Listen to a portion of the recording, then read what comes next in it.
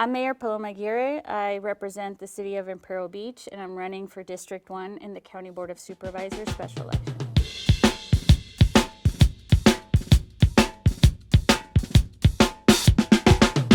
Okay.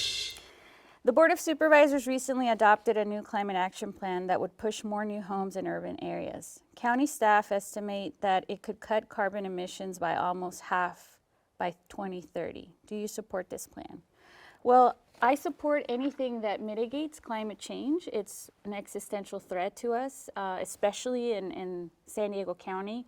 We have issues with coastal erosion, sea level rise, wildfires that are incredibly concerning. We saw what happened in LA, and we wouldn't want to see that happen here. So it's important, yes, to tackle the housing crisis. Yes, we need a lot more housing, and I'm sure we're going to get into that.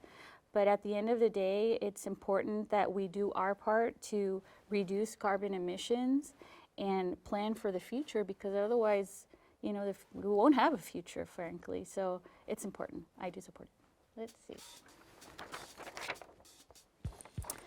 This question is from a voter in District 1. The current administration is cutting funds for the arts and taking over art venues, which appears to silence contemporary artists who express dissent through their work. If a similar situation occurred in San Diego, where artists or collectives created exhibitions critical of current events and faced backlash or suppression, possibly even from the federal government, how would you respond to protect their right to artistic expression? Very simply, I swore an oath to the Constitution, and the Constitution gives us the First Amendment right, which is freedom of expression. And what more beautiful way to do that than through the arts? I actually am married to an artist, so I understand how incredibly important their expression and how incredibly important it is to our culture and to society. And especially when we have regimes that are oppressive. We've seen it in other countries, but sadly we're starting to see it here. It's tremendously concerning. So I am going to fight the Trump administration and anything that hinders on our rights as Americans, and especially when it comes to freedom of expression. I think that's incredibly important. I want to make sure that we continue to support the work that's already in place and allow for this expression even when it's critical of government. I mean, that is, our task is to do the best we can, and if we're not doing a good job, I want to hear from our community that we're not doing a good job so that we can make improvements, because at the end of the day, government exists to serve the people. Okay. What is your favorite thing to do in the South Bay on a weekend? This is so sad. I don't have a life. I'm always working. My only self-indulgence that I, dabble into when I have time is surfing. That's my life. So sadly, I don't do it in South Bay because I can't. My favorite wave is at Descanso, the end of Descanso Street in Imperial Beach, and we haven't been able to surf there for 3 years now. So I usually surf Ocean Beach, and it's a great wave, don't get me wrong. The vibe's a little bit more aggro, because technically I'm not a local, but that's the thing I enjoy doing the most. Anyway, I know I'm so lame. I'm so boring. Supervisors have proposed using new taxes and the county's reserve funds as the county faces significant cuts to federal funding under the Trump administration. Do you support increasing sales tax and drawing on reserves to offset federal funding cuts? I oppose any new taxes, but I do support looking at the very conservative policies that have governed for decades our reserves. We have almost $2.5 billion of the people's money that we're sitting on that are just accruing interest. We have a rainy day fund. This is a full-blown storm that we're living, thanks to Trump and Doge and Elon Musk. So we need to make sure that we don't cut essential public services that people heavily rely on, especially in District 1. So our reserves, we would be able to buy a whole nother county. So if there ever was a time to look at that and see how we can draw funding from that, while still being fiscally responsible and meeting the standards that fiscal analysts have recommended, I am supportive of that. Just on the sales taxes side of things, could you say a little bit more about that? You oppose raising any new taxes? Yeah, no, right now, because I don't think we need that. I don't think we need new taxes right now. I think that if we take a strong look at the reserves, we'll be able to navigate what's happening. Nobody could have predicted that, you know, our president, our current president, would enter into a trade war, tariff war. You know, everybody who thought this would improve the economy was completely wrong. He's tanking our economy. We're seeing the stock market take a dive. So it's incredibly concerning what's coming out of the White House. Okay. Do you support putting more county funding towards helping neighborhoods dealing with air pollution and other public health impacts from the Tijuana River Valley sewage crisis? Well, of course, that's today I'm announcing my 5-point plan. The county has allocated in this budget cycle 0.02% only to tackle the sewage crisis. My opponent might say, well, this is a federal issue. Yeah, it's a federal issue, it's a state issue, and it's a local issue because hundreds of thousands of families are being affected by this through their economic impacts, through quality of life because they can't even go outside and breathe or exercise or recreate because they're living with anxiety and fear. We know that empirically because of the Centers for Disease Control coming down at my request and doing an assessment. We found very high levels of anxiety and fear. And the most concerning thing is the public health impact. Nobody's at the wheel. Nobody is studying the long-term chronic health effects of exposure to air and water pollution. This is not just a coastal contamination issue. We're breathing in parasites, bacteria, viruses, chemicals, heavy metals, and toxic gases, obviously. This morning, we know yesterday, the county issued an alert, warning people not to go outside. And yeah, lo and behold, I woke up this morning, opened the door to my house, and it smells like rotten eggs. Rotten eggs is a smell of hydrogen sulfide, which has neurological impacts. It can have very detrimental effects in human health, and we don't even know what the long-term effects of that. So I think that the county should be doing a lot more, putting skin in the game, investing real resources, because if this were happening in La Jolla, this would have been fully funded. So we need a health monitoring study, we need an economic impact study, we need to eliminate the hotspot. We call it the hotspot. It's an area of poorly designed infrastructure in the river that is actually exacerbating the release of toxic gases. We need to make sure that the county puts funding into this issue. This question is from a voter in District 1. Do you have a master plan for the Tijuana River Valley that prioritizes regular and unobstructed public access to International Friendship Park and the county campground? And are you prepared to advocate for this master plan within San Diego and other regional planning bodies? Well, of course. I mean, it is incredibly unfortunate what's happened and still happening with Friendship Park. Friendship Park used to be an area where people who were living in the U.S., who couldn't communicate with their loved ones, would come and see each other through the pilings of the border wall. Now that area has been, restricted in the access. I think now access has been completely eliminated. So a lot of families that aren't able to communicate with their relatives who aren't able to come into the U.S. can't do so. I think symbolically, it's also been for a long time, symbolically an area where people can come together from two different nations in close proximity and celebrate our interconnectedness and interdependency. Now, as it relates to the campground, look, nobody is denying the fact that District 1 is one of the most park-poor areas of the entire county. We have very limited amount of green space, very limited free recreational opportunities. The Tijuana River Valley, sewage aside, is one of the most beautiful resources that we have. We have miles and miles of interconnected trails where people can still ride a horse or their bike.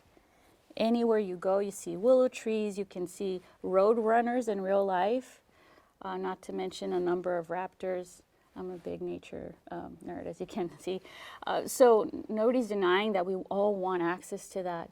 But when it comes to the campground, I think opening it up without us knowing what we're being exposed to is incredibly irresponsible. And I've criticized the county for putting at risk our park rangers. The park rangers have approached me and said we're very, very worried because they've mentioned that they're discouraged even from wearing N95 masks. And what about their health? They are serving the public and they love the areas that they're and trusted to steward for us.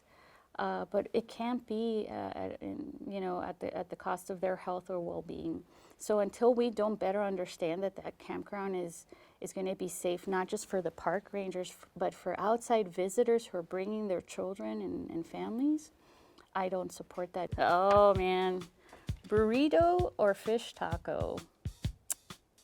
I'm vegetarian, so burrito, I guess. California burrito without carne asada. Many of the county's largest cities have made it illegal to set up tents or sleep in public places. The Board of Supervisor also recently adopted a narrow ban. Do you support this approach to homelessness? When I first got elected, I had, in 2018, one of the first really hard decisions and votes that I had to, decide on was our anti-camping ordinance in the city of Imperial Beach.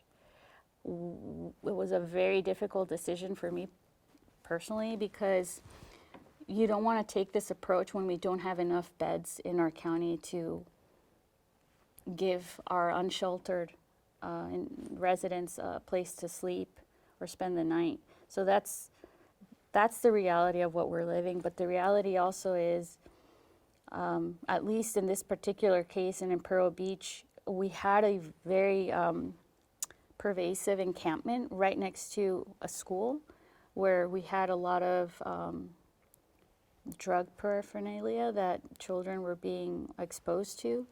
So that is mainly the reason why I supported this ordinance at the city of IB. The reality is we have a homelessness crisis. We have over 10,000 people living on the street, and that's absolutely unacceptable. The county needs to be doing a lot more. We see the lack of behavioral health beds that we have in the county, the lack of wraparound services that could put people on the road to permanent housing, and we need to do a lot more casework.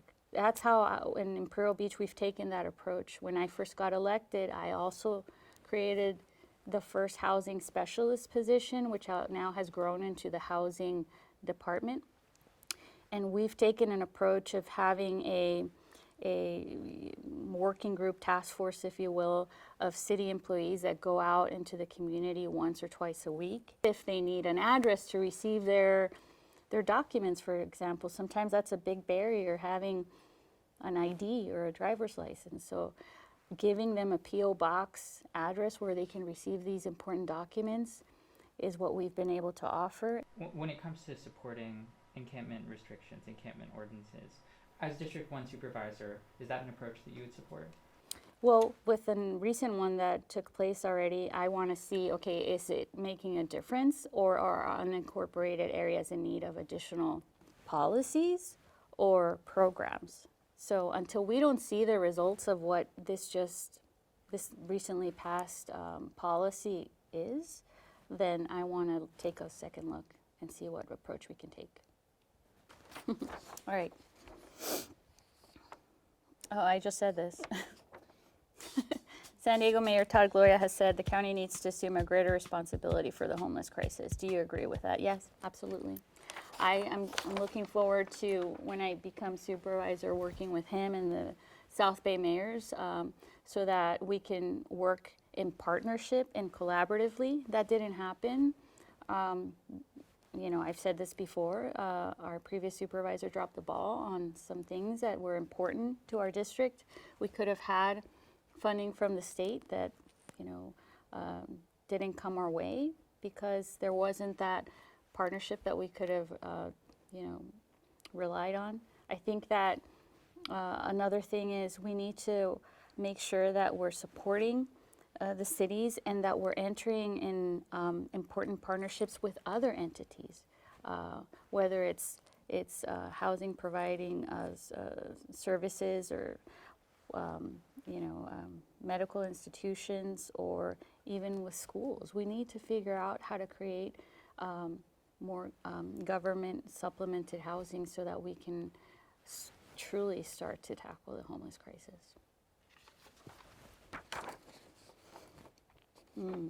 San Diego County has some of the deadliest jails in the state, which means people who haven't been convicted of crimes are dying in custody. Would you support giving more power to the county's independent law enforcement review board to investigate in custody deaths? The fact that we have one of the deadliest jails in the entire state is absolutely unacceptable. Nobody should fear if they get, held for something that still they need to be processed. There's due process that needs to take place, and because of neglect or distraction or whatever the cause, nobody should fear death while they're being held in jail. So I think that there's a number of things that we should be looking at. We should be looking at, what type of medical services are we offering? Is it working? Is it not? We need to be trained. If somebody is coming intoxicated or under the influence, well, what type of help do we need to provide? What type of medical intervention should we be providing?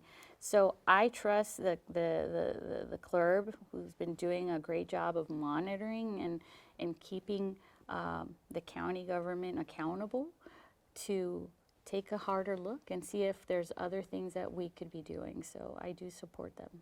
Just to clarify, do you support increasing the amount of power that CLRB has to investigate, specifically to investigate after in-custody deaths, to interview medical workers?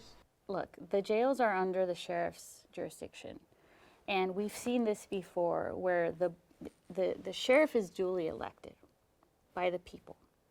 And they have a statutory right to determine public safety and how that's approached.